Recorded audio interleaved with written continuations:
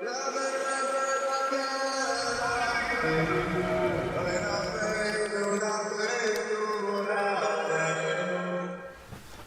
welcome everybody. Good to see you all here. We got people online, we got a few people in person, and we're continuing in Torah Samach Aleph in Likutei Moharan, 61. And this is our third shiur, and we're starting to get into some deeper understandings of the concept here. So, just to get where we are, we started off by the Chadi Rabbi Shimon, that Rabbi Shimon was happy, and he made a famous statement of that even though Habakkuk HaNavi feared when he saw the future of Rabbi Akiva, where his 24,000 students would be killed, would die, because why? They were not together. They didn't have respect and love for one another, right? And that was a good reason to be fearful. Rabbi Shimon said, not by us. Anan bechavivusa talya milsa. We are connected through love. And because of that, we have achdus and we don't have to worry. And this is going to play a big role in the end of the Torah. We said that the main inyan over here is emunas chachamim. That it's through emunas chachamim that we are able to align ourselves. Whoa, Rabbeinu Yoina, welcome. Long time. Okay. So we said that through emunas chachamim, we're able to bring our mishpat la'or, our decisions, our mishpat out to light. And this happens, and this is called the Amura de Emtza Issa, the central pillar, the aspect of strength. We said that aligning ourselves to the connector and the pillar of Emunas Chachamim, me to my teacher, and my teacher to his teacher, and so on and so forth. Everyone that has Emunas Chachamim creates a pillar, a strength, a stability, a security that links us back up to Moshe Rabbeinu, up to Hashem, and allows us to be connected to Chachma, to wisdom, to download it into ourselves. And through this, we're able to bring out our mishpat to light. We said one way that we're understanding mishpat is the way that we have to make decisions in our lives. We have to be a shofet. We have to decide what's going to be when I'm confused and I don't know what to do. I have to be a shofet. I have to make a decision. Right? Through Emunat Chachamim, I'm going to be able to make this decision in a way of light, a way of truth, a way of, so we have mishpat la'or, mishpatei emes, mishpatei hanhagas. That means decisions of light, decisions of truth, decisions of conduct, personal conduct in the world, and mishpatei hanhagas yesharis, and those should be upright and straight. And we said it's through this that through the Emunas Chachamim, we're not going to go to the right, we're not going to go to the left, to the extremes of materialism and desire, or on the other hand, of constriction and anger and control. And rather, we're going to be in the middle, and through being in the middle, our Emunas Chachamim and our Masorah that we become part of is able to guide us in the right way. And especially yesterday, we said this inyan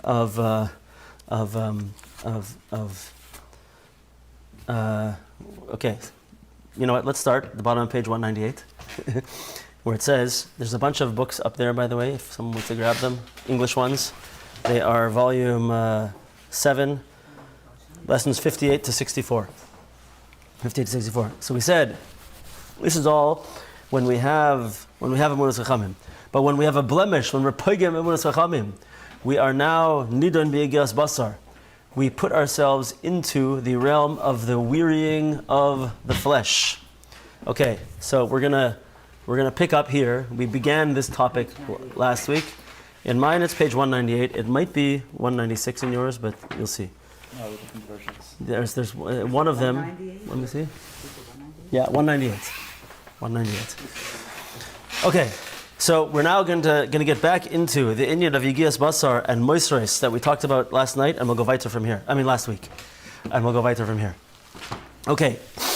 So when we ruin Emunas Chachamim, when we put a blemish in it, when we taint Emunas Chachamim, so what happens? We get condemned to wearying of the flesh.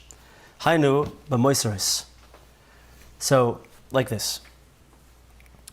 I'll just we'll remind ourselves of how to understand this.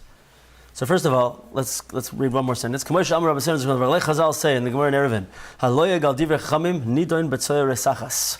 Someone who mocks the words of chachamim, the words of our sages, is condemned to boiling excrement. So presumably, in a simple sense, this means, like the Gemara is referring to the afterlife punishment of someone who mocks the Talmidei Chachamim, that they're going to be in a situation of being in burning, boiling excrement, right? Okay, and we are when we're pogem in Minos Chachamim, we're nidon b'yegias basar, the wearying of the flesh. That means that the flesh, our body, has to work hard and has to go through something. Hainu b'moisres. Moisres means extraneous things, which here simply means excrement. What on earth are we talking about over here? What on earth are we talking about, right? So, there's a physical process, that through the physical process, we're going to understand a spiritual process. The physical process is like this. When we eat food, so what happens? We take in the food, and we take in the nutrients, the good things that we need, right? The things that are positive, that are valuable, that are good for us. And the waste matter, the stuff that we don't need, that's extraneous, that passes through us as excrement, right? So, it's excrement represents the things that we don't need, that are not of value, right?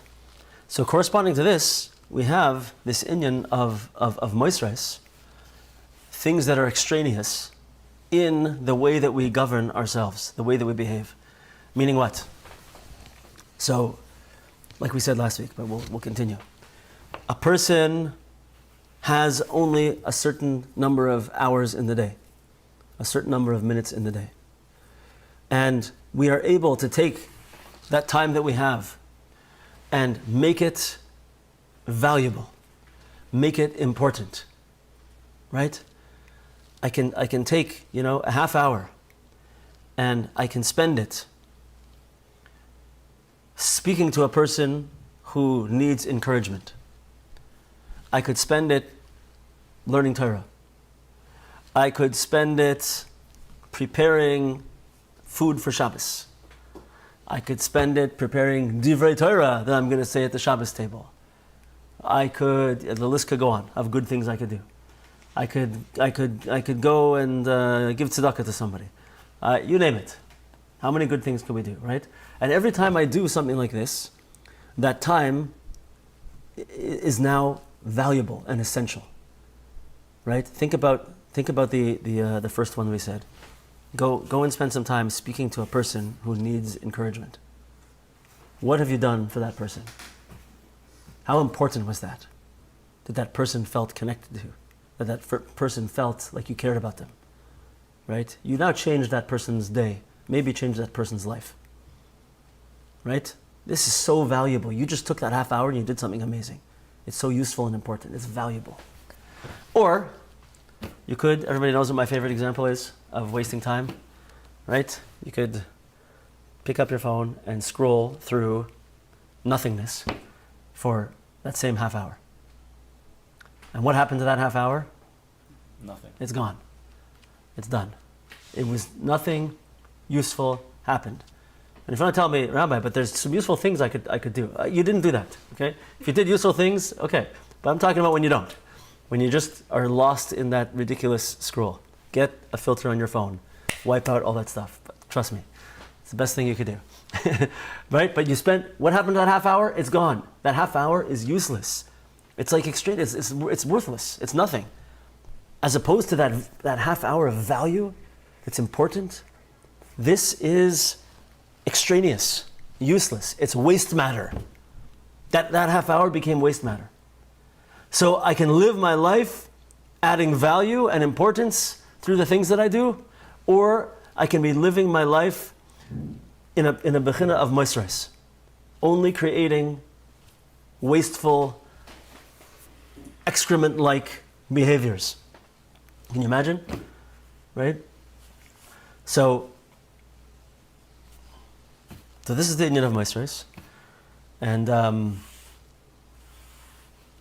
the opposite of leading a life of meaning, living a life of meaning. Am I doing something meaningful, something purposeful, or is it the opposite of that, which is extraneous and wasteful?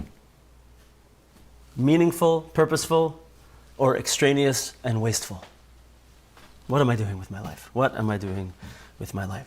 So I want to say that the punishment, we say a person who blemishes, who repudiates, is a good word that he uses over here, repudiates emunas chachamim, right, is nidoin b'yigias basar, and is nidoin b'tzoyeres achas, is condemned to this aspect of moisres, of excrement.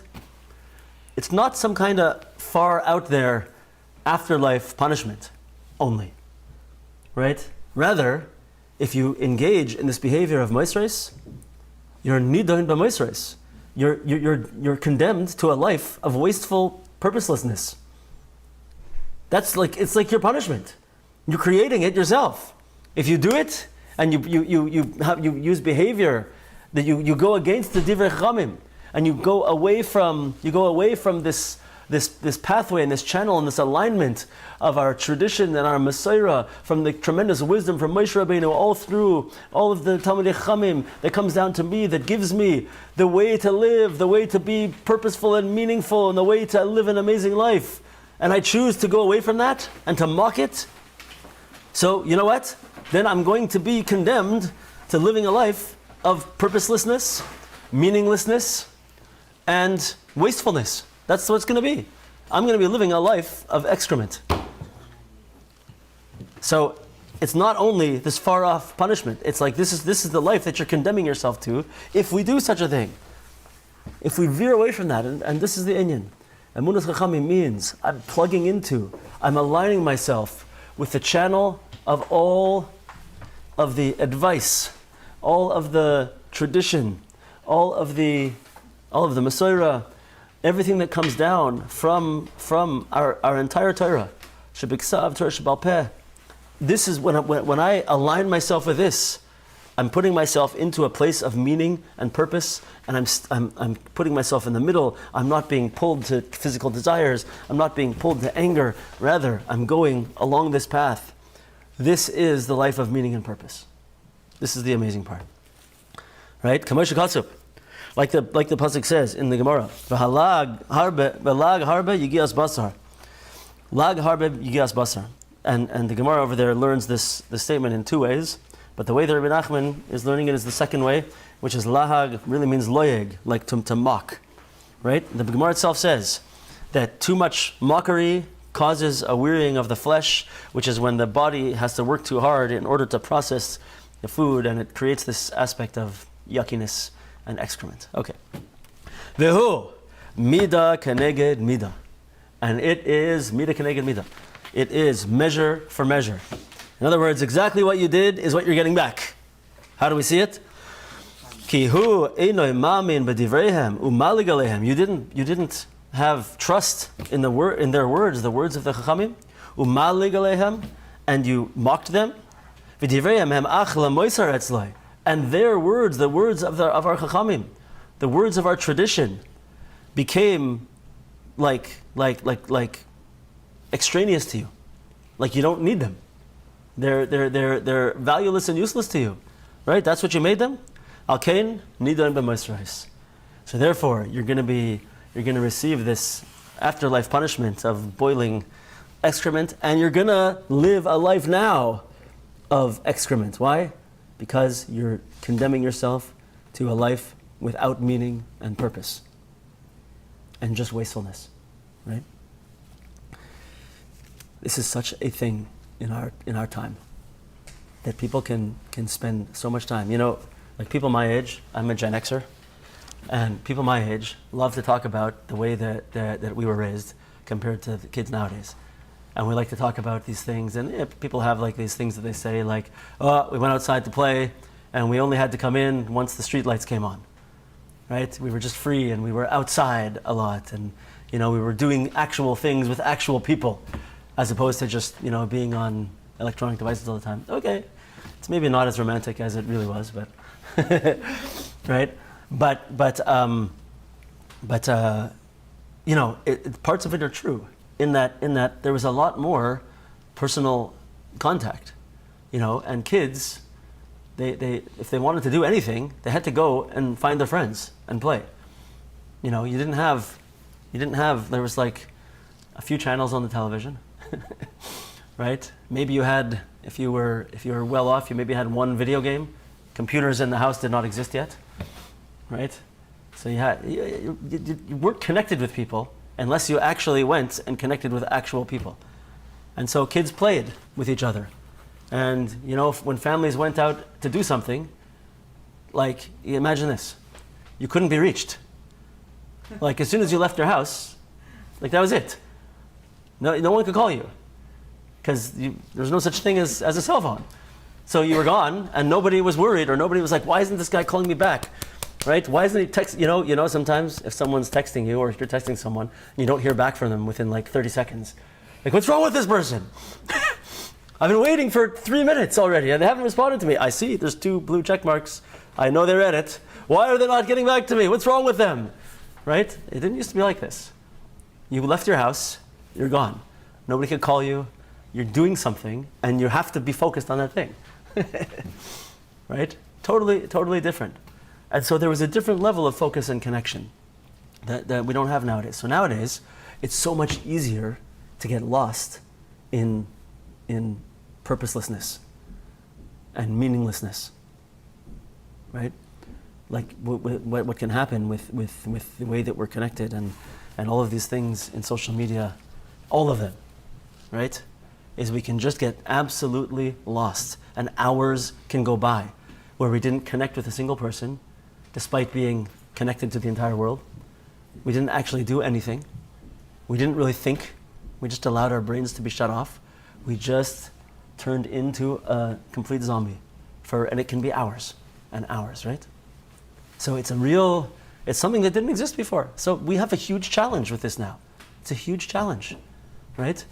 So Baruch Hashem, that we have the Torah of Rabbi Nachman, that we can begin to discuss what we're missing, right? And how, Emunas Chachamim, which means, once again, plugging into this channel, this connection of wisdom that goes from us and all the way up and up and up through the great rabbis and teachers, through Moshe Rabbeinu to Hashem. Here we're downloading wisdom, and we're downloading the way to live. So we have to listen, and like we always say, let's not learn Rabbi Nachman in order to have a good intellectual experience in our learning that feels good and smart and inspiring. Let's take it and let's do it. Let's make sure that we actually act on it, right? Very important. Okay, let's keep going. V'chol ha-mishpatim hein min ha-moyach. So all mishpatim come from the moyach, the brain, the mind. V'chinas vayiru mipnei hamelech ki yiro ki choch bas Elokim b'kirboy lasos mishpat. Like the pasuk says in Malachim, that they feared the king because they saw that the wisdom of God was within him to do justice, to do mishpat, to exercise mishpat. So this pasuk is taken from a very famous story about Shlomo HaMelech, where everybody knows this story. Everybody in the world seriously knows the story. It's a famous story where 2 women came to Shlomo HaMelech, one with a living baby and one with a dead baby. And they both claimed that there was a mix-up. They both claimed that the living baby was theirs. And they came in front of Shlomo HaMelech so he could decide which mother gets the baby. What did he do? The famous thing that he did, he said, the solution is, we'll cut the baby in half and you'll each take half. And so one of the mothers said, yeah, let's do it. Cut the baby in half. That's the solution. And the other one said, no, don't worry, she can keep it. And Shlomo HaMelech was like, that one is the real mother, right? So he knew from that who the real mother is. So this is meant to show that he had the wisdom to be able to see different situations for what they were, and to treat situations on their own, right? A famous one. And this is the story that everybody says, the wisdom of Shlomo HaMelech is visible in this story. Yeah? So we had this in the last Torah, by the way, at the end also. The last Torah that we learned, we had this also. Okay. Anyway, but what do we see over here? We see over here that the inyan of Mishpat is connected to Chochmah. They feared him because they saw that he had within him Chochmas Elokim. He had the wisdom of God within him. La sois Mishpat. So Mishpat happens through the mind, through Chochmah, through wisdom, which is in the mind. Okay, let's read it one more time, and now it'll make more sense. All Mishpatim are from the mind, the brain. Like the pasuk says, that they feared the king because they saw that the wisdom of Hashem was in him to do mishpat. Mishpat is connected to the mind, to wisdom. Okay? V'hamoyach lefi hamazon. And the mind is according to the sustenance that a person takes in, food. Food affects the mind. Ucheshehaguf naki azai hamoyach barur. And when the body is clean, then the mind is clear. V'azai yochel lahotzi mishpatei emes hanhages yesharis. And then a person is able to bring out true mishpatim, and upright behaviors and customs. Yeah? So he's now telling us that what we eat is going to affect our wisdom and our moyach, our brain.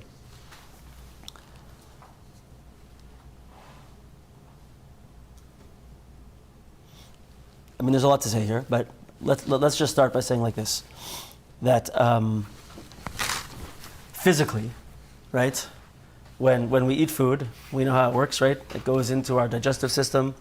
Our digestive system extracts nutrients and whatnot from it that then ends up eventually going into our bloodstream, and our bloodstream pumps this, and we have a very big artery over here, on one of the sides, I don't remember which one it is, right, which takes that blood, a lot of it, up into our brain, straight up into our brain.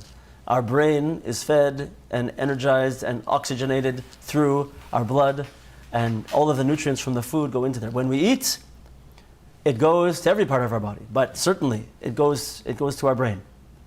Our brain is directly affected by what we eat. We are directly affected by what we eat, right? So, there's many laws of how we eat in Judaism, and kashrus, tuma and tahara, right? What's kosher, what's not kosher, what's pure, what's impure. There's many, the Rambam speaks a lot about, and many other people speak a lot about healthy eating, the importance of having a healthy body, right? Rav Kook was very, very strong in saying that we must have a strong, healthy body. I think it's the Sfas Emes that's quoted. Might be the Mizritcher Magid. One of the older Hasidic Rebbeim said this inyan that a hole in the body is a hole in the soul. Meaning, we need to have a healthy, good body in order to have a healthy, good soul. So the way we eat has a tremendous effect on us. I'm sure I can't be the only one who has, from time to time, completely overeaten and been completely usurped by physical desires for food, and found myself, getting up and sitting on the couch like, ugh, right? Feeling terrible. You could get tired. You're going to go to sleep. Sometimes you can start sweating, right? Right? It can get pretty serious, and it has a huge effect on your ability to function, right? Very clearly, very obviously, in a regular physical way. Take it to a higher level. The inyan of kedushas ha'achila, of eating in a holy way, is so important in Kabbalah and Hasidus. So important. Has anybody heard of a Hasidic tish or experienced? Right. So this is a thing. It's very odd. If tish. If you haven't seen such a thing before, it doesn't make sense. What happens is usually Friday nights or Yontif nights. So what happens? You go to shul, Chassidim go home, they have a suda with their families, and then they come back to the place, the moisad, and there's in the Chassidic places they have bleachers standing up with like thousands of the Chassidim, all standing around, and they're singing, and they're watching the Rebbe who's sitting at the table in the middle, and what's he doing? Eating. They're watching the Rebbe eat. And the Rebbe is eating, but he's not just eating.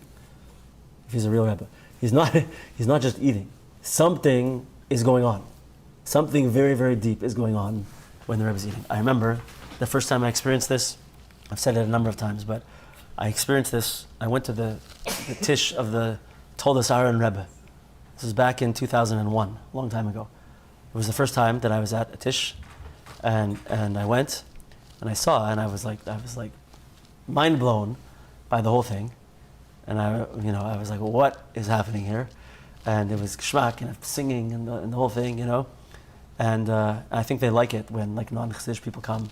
They would like bring us over, and get us to have some of the food, the shirayim from the Rebbe, whatever. They were very nice. That was their kiruv, I think. But this time when I went there, and I looked and I saw the Rebbe, this was like, I have like a list of moments that I experienced that changed my life, and this was one of them. I don't know what he was doing. I know a little bit more now, but he was doing something when he was eating that was very, very spiritual, very, very holy. There was some kind of glow coming from the Rebbe when he was doing this. Something different was going on.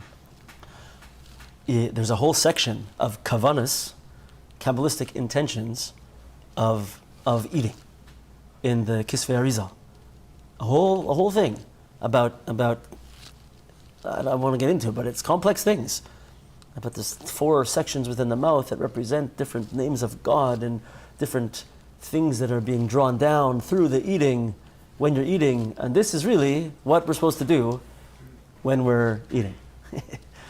At some point in our lives when we reach those levels. But okay, presumably we're not all there right now.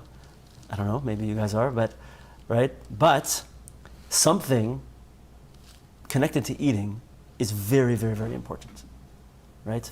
It's one of these things that it's a physical desire that we all have, and there's something about it that makes it an extra difficult challenge. And that is that we have to do it every day. Okay, almost every day. We have to do it. Right? We can't stop eating. What happens when we stop eating for one day for fasting? Right? Halfway through the day we're already fetching. Right? Because it's so hard. We have to. So it's a physical desire that is animalistic, and is a place that can really take us into a bad state of spiritual existence. Yet we must do it every day. Right? It's and because of that, because it's such a challenge and it's so difficult. I have you may know I lost a significant amount of weight recently. And I have a doctor who I went to help me get on a plan to get healthy. Because I believe in this stuff. I'm not just saying it. I believe it's true. And this doctor said to me that it is next to impossible for a person to lose more than 10% of their body weight without drugs. It's literally almost impossible. Because when the weight goes down, your body has a mechanism that kimat forces you to eat. And it's such a powerful drive that it's almost impossible to avoid. Right?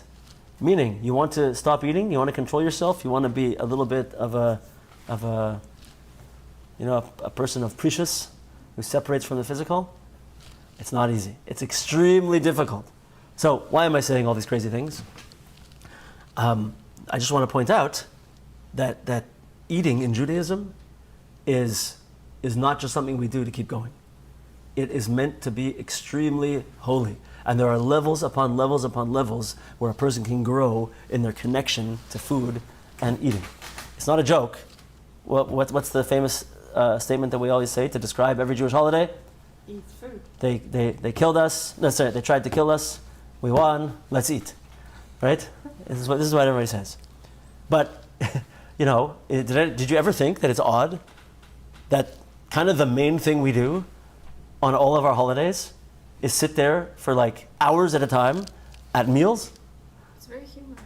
It's very what? Human. Human? Okay. Like we're vulnerable and we're sharing a vulnerable moment with each Right. other. Yeah, okay, I hear that. Yeah, I hear that. Yeah. It is a moment of vulnerability. But like, who would make such a thing? Like, I want to make a religion. It's going to be extremely holy. So, you know what we're going to do on every one of our holy days? We're all going to go find a separate rock off on a mountain somewhere, and we're going to meditate the whole day. That's going to be holy. That sounds holy to me. Right? No. We're going to sit around at the table, and we're all going to eat. The whole time. Yeah. And, right? So, Barbara's saying over here that it's the inyan of simcha. Simcha is accomplished, and oineg is accomplished through eating. That's how we do it. Right? It's a huge part of our religion. A huge part. Right? So it's holy, it's important, it's very, very serious. So it's not as crazy as one might think. Rabbi Nachman says over here, "V'hamoyach lefi hamazon." The way that we eat is going to have a huge effect on our consciousness. It's what we do. Let's keep going, let's go farther. But when we are condemned to extraneousness, I don't know, through the fact that we choose to go off of our tradition and our Messiah from the Chachamim. Then what happens is disgusting vapors rise up to our brain, to our mind, and they mix up and confuse our minds and our consciousness. What does it mean? Let's go a little further. And then what happens is I'm not able to have a clarity of mishpat. I'm not able to make clear decisions, and therefore I come out with crooked decisions, and I make the wrong decisions. So, talking about here, if a person puts themselves into a situation where they repudiate emunas chachamim, and they eat in a way of moisres. So let's follow the chain. What did Rabbi Nachman say happens when you blemish emunas chachamim? When you go off of emunas chachamim, you mock our traditions and our sages. What happens? You get boiled in excrement. You get boiled in excrement, or it's true. Boiled in excrement. On our pathway over here, you're condemned to a life of moisres. You go into moisres, which is these extraneous behaviors that are not useful or helpful or purposeful or meaningful. We begin to behave in a wasteful, extraneous way. That's called moisres. We put ourselves into that lifestyle, right? And that lifestyle involves all of these things. And physically, it involves this aspect of our food not doing what it's supposed to do, not being spiritual. Okay, we're gonna read something in one of the commentaries here in a second to help us to understand this. And when I do that, when I'm existing in this way, that my food is not spiritually doing what it's supposed to do, so instead of being a source of spirituality and connection and simcha and oineg and all of these beautiful things that it's supposed to be, what does it become? It becomes disgusting. And that disgusting nature of the food inside me rises up, its vapors, spiritual vapors rise up into my higher self, right? Into my intellectual self, and cause confusion, and cause me to be mixed up, and cause me to make bad decisions. Mishpatei me'ukal? Whatever, however you say it.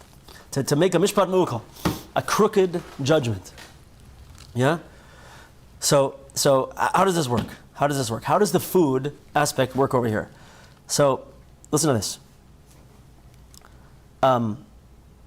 if you look, by the way, I'm suggesting that if you want to see this inside, it's a very well explained, two ways to understand this in the BRI book over here, at the bottom in note number 24.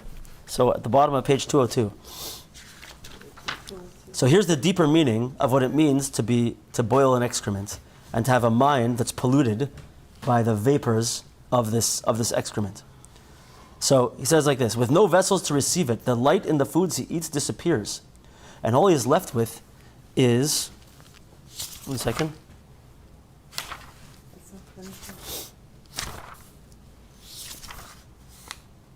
Is its physical elements. So when he eats, the nutrients that the blood carries to the brain include the vapors produced by the waste matter, which leave his mind confused and polluted. So what does that mean? So in other words, like this: if we need to have, in order to receive wisdom, in order to receive bracha and light from Hashem, what do we need to have in order to receive it? We need to have vessels. We need to have kelim. We need to have vessels within us to receive what Hashem wants to give us, to receive the light. Yeah? All of Kabbalah, once again, we said it many times, is oros and kelim, light and vessels. That's the whole system. You have to have a vessel to receive the light.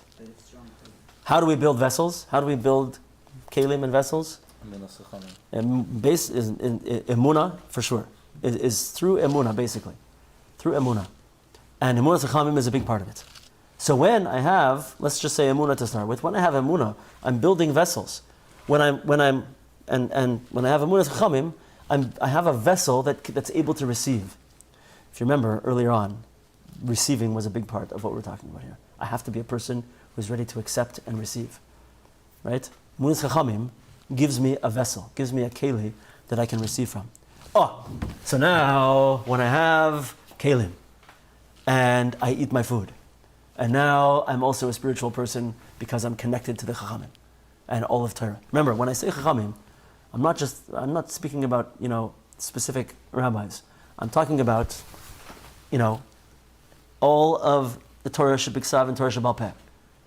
Torah Shebal Peh, the Talmud, the Mishnah, the Achronim, the Rishonim, the Achronim, everything. That's all Chachamim. Our entire Judaism is Emunat Chachamim. I'm not talking about one person. The whole of our entire tradition, all of Judaism, is Emunat Chachamim. Yeah? So when I'm connected to that, and I'm living my life spiritually, and I have Emunah, and so therefore I have kelim, I have vessels that can receive light from Hashem. Now when I eat, what happens is the light and the spiritual nutrients from that food do what they're supposed to do.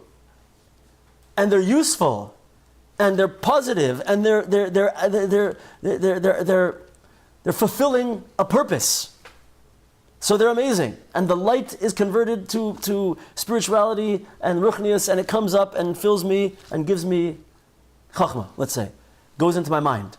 Hamoyach lefi hamazon. Right? So that when we say hamoyach lefi hamazon, we're saying that the mind and the wisdom and the consciousness is elevated according to the way that I eat. Do I eat as a person with emunah, with a person with kelim, with vessels, a person with emunah chachamim, right? That now, when I eat, the food is releasing its spiritual energy into me, and that spiritual energy is what's powering me. Or am I a person who's eating like a cow, like a behemoth, with no spirituality? And you know what happens with a cow when a cow eats? They have like 4 stomachs, I think, right? They chew their cud. It's an animalistic whole situation over there. And what happens when I eat in that way? All that's left of my food is the physical aspects of it. And what happens to food physically? It becomes disgusting. When it goes through your system, it becomes disgusting. What happens if you leave food out, physical food out, too long? It decays and becomes moldy and gross and disgusting. Yeah? Ever find an old present? I found, a while ago, I found that one of my kids left their lunch container right, in a bag for like 6 months that we didn't find. And then, I opened it and there was ashanim sruchim. Let's say disgusting vapors were coming out from this. Right? This is the nature of only the physical aspects of food. It's just food. I'm just a behemoth. I'm just a cow. Right? I'm just chewing and eating and excreting, and that's all it is. And that is disgusting. And it rises up and infects us, and the vapors, spiritual vapors, are carried to our brain and cause us to be people of what's it called? Bilbul, confusion and darkness. On the other hand, if I'm eating as a spiritual person, and I'm eating as someone who's on the derech hamamutza, who the middle path, who's receiving from this amazing, long-standing tradition of emunas chachamim, a download of spirituality and wisdom and guidance from Hashem through Moshe Rabbeinu and all of the chachamim, tzaddikim down to me. Oh, now when I eat, I'm bringing in amazing things. I'm bringing in light. I'm bringing in wisdom and higher consciousness. And this is, the light is coming to my mind, not the disgusting vapors. Right? So this is one way to see it. So listen to this. Here's another way that it works. This is the way it works with food, which I think is awesome. Totally amazing. How does it work with emunas chachamim? So, if you look top of page 203, I'm going to read this and then we'll explain it. We know that chachma refers to intellect and the comprehension of the mind, whereas faith, which is applicable only when one does not understand, implies the constriction of chachma. Meaning, chachma is wisdom. Chachma means I got it, I understand. When do I go to emunah? When I don't know clearly, right? Emunah means I have to believe. Why do I say I believe? I don't believe that Roey is sitting beside me right now. I don't believe it. I know it. It's chachma. It's wisdom. It's obvious, right? It's here. I don't believe it. I believe that some people will probably listen to this on YouTube after we upload it. I don't know for sure. I believe, right? We believe when in a certain sense, when knowledge ends and belief begins. Let's say. There's other ways that this goes, but let's say it like that. So when we don't have chachma, but we have emunah, we have a mindset that's constricted, and in that place we are not as able to make clear choices. I can make clear choices when my mind is clear, right? When my mind is not clear, I can't make such clear choices. Obviously, that's called bringing mishpat to light. Bringing mishpatim la'or. Okay, with me? Everybody with me? Okay, we're going to make this. However, if a person has emunas chachamim, if he puts his trust in the sages and follows their advice, this emunas chachamim frees his intellect of its constrictions so that he can apply it to his current situation. He eventually discovers how to reach a clear decision, one attained through the intellect itself. Meaning that if I have emunas chachamim, I don't have to exist in a state of not being sure and not being certain. I'm throwing myself to emunas chachamim, right? Whatever the Torah tells me to, whatever the Torah Shabbal Peh tells me to, whatever the chachamim tell me to, whatever my rabbi tells me to do, that's what I'm doing. All of a sudden, I have space. I have a place where I can use my mind now.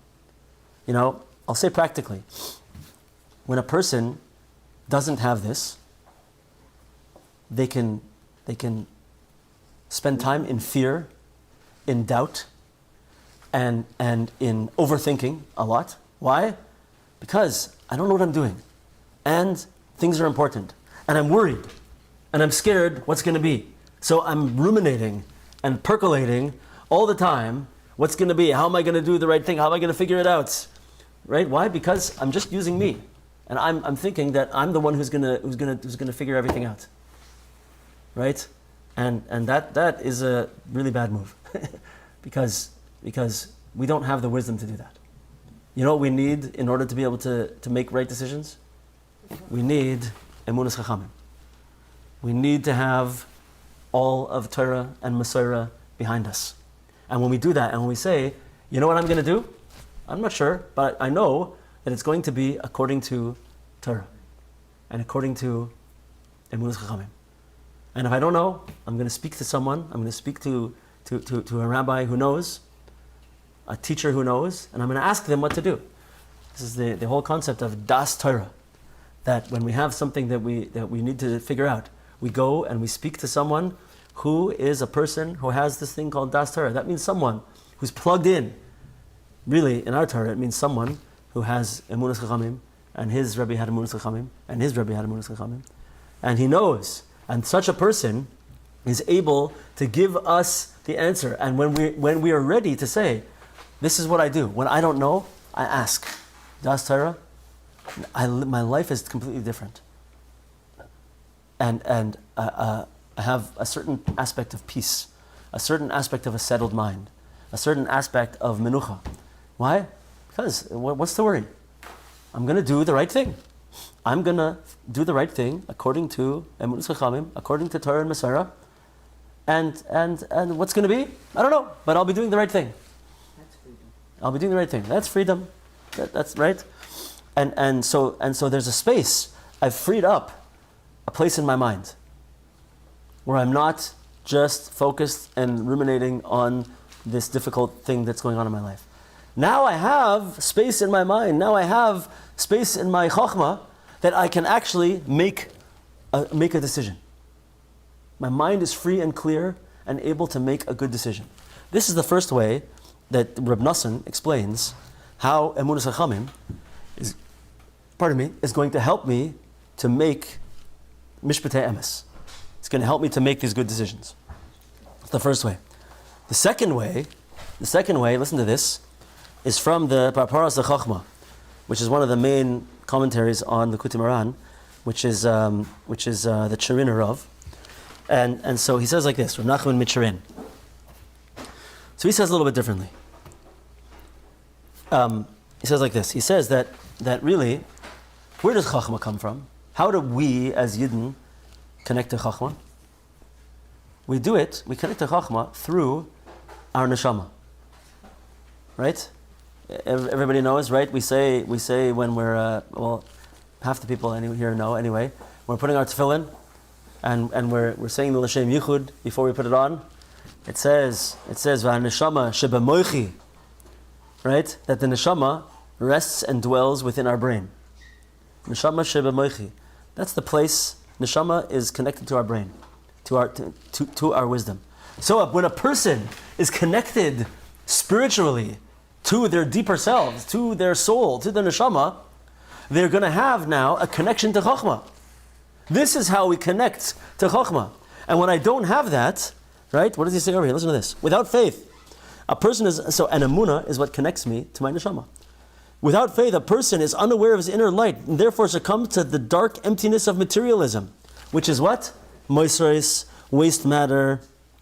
He is then unable to guide himself and is certainly in no position to guide others. Meaning, if I'm a person of moisres, I'm a this world person, I'm a food person, I'm a pleasures of this world person, right? I'm not connected to emunas chachamim.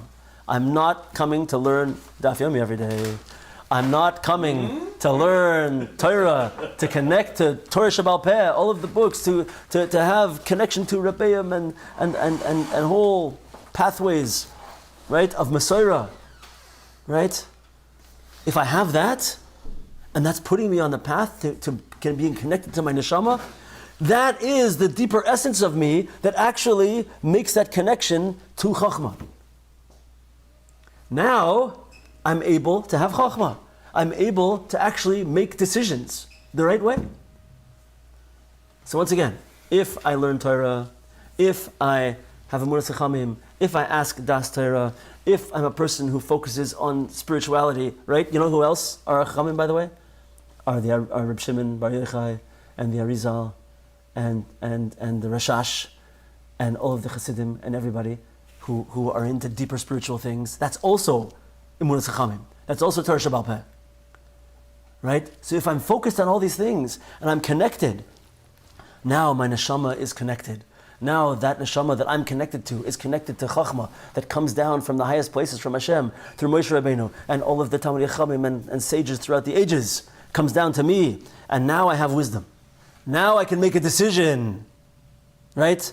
But if I'm one of these people that mocks the Talmidei Chachamim, that mocks the rabbis, mocks the Talmud, mocks all of our sayings, and makes fun of them On YouTube. wherever you do it, on YouTube, wherever you do it, right? I've cut myself off from my soul. I'm not living as a soul anymore. I'm just a physical being in the world with no connection to a soul and nothing to connect me to the higher wisdom. And now I have no hope in making a decision. My soul connects me to wisdom, and wisdom gives me the ability to make a decision, to make mishpatim. If I don't have a soul, a connection to my soul, I don't connect to wisdom, and I cannot make good decisions. It's not possible. This is the way the Parparas Chachma understands the importance of this connection in the way the mishpatim are coming out. And the same thing is happening with the food. Yeah? If I'm connected in this way, I'm going to take from the food the spirituality. And it's going to light me up. It's going to give me intellect. And if I'm not, it's going to be physical and dirty and disgusting. Yeah? Okay, wow. What time is it? Okay, we've got a few more minutes. Let's see if we can finish something up. I'm talking too much today.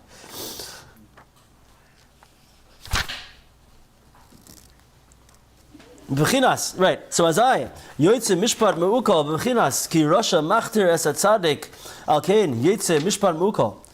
Because so the pasuk says in Habakkuk that the rasha is machtir, the evil people are able to surround the tzaddik.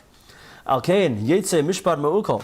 So this is an interesting pasuk over here. It's referring to Habakkuk and his vision of Nebuchadnezzar, that he saw that he was going to be able to, that Hashem was not going to punish him right away. He was going to be given the ability to harm Klal Yisrael. And Habakkuk was perplexed. How could it be that this Russia is allowed to have shlita over Klal Yisrael, over the righteous? It sounds like it's distorted judgment, like it's mishpat meukol. It doesn't make sense. How could it be? This is a crooked judgment coming down. How could it be? That's why he's bringing this pasuk. This pasuk is referring to crooked judgment. The decisions that we make that are crooked when we don't have the wisdom that we need. So what's the evil people that are surrounding the tzaddik is referring to these vapors of disgustingness that come from our food when we're not holy and surround our brain and they confuse us. Through that comes out crooked judgment. So the pasuk says in Tehillim that our holy mishpatim, the other nations of the world don't know them. Bal Yadaum. So Baal is lashon, which means they don't, is also lashon of Beis Lamed Bilbul. Right? When you don't have these mishpatim, you don't have this connection, this chachma, so it's going to be an absolute state of bilbulim, of confusion. Let's say quickly the next just the topic of the next thing, and we'll see. We're not going to get through the whole thing. V'doyeg ayedei shelimudoi haya b'mechinas elu amosaris. So there's a character in Nach from the time of David HaMelech called Doeg. Doeg was the Av Bezdin. He was a tremendous Talmud Chacham, a tremendous Talmud Chacham, Doeg. And here's the story, and we'll figure it out and how it applies to the Torah next week. But the story is like this: Doeg did two terrible things. He was, remember, a gigantic Talmud Chacham, Av Bezdin, right? He was like the top of the top, meaning he was the head of the Sanhedrin. And he did two terrible things. One of the things was he had something out against David HaMelech.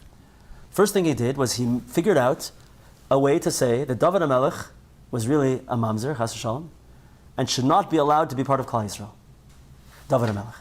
And he did this in a way of figuring out a judgment, a mishpat, like making a legal ruling. This is the first wrong thing that he did, clearly. David HaMelech, who's more Jewish than David HaMelech? Come on.